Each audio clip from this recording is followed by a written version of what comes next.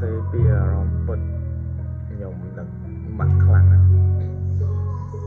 ពីមុនខ្ញុំមានម៉ាក់ហៅពេញមាត់ប៉ុន្តែពេលនេះខ្ញុំត្រូវបាត់បង់គាត់នឹកសំលេងហើយក៏លែងបានលឺមាត់នឹកសំលេងហើយក៏លែងបានឃើញគាត់មួយឆ្នាំជាងហើយដែលម៉ាក់ចាក់ចេញទៅមួយឆ្នាំជាងហើយកូនចង់ប្រាប់នឹងណាម៉ែពៅ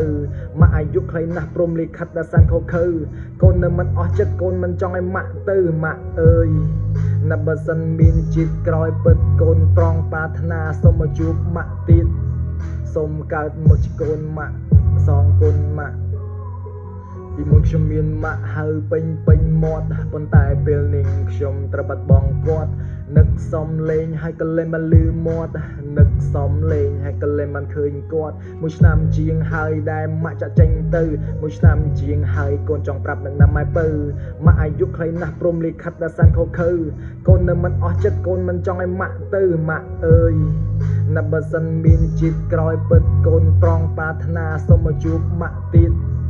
សូមកើតមកជាកូនម៉ាក់សងគុណម៉ាក់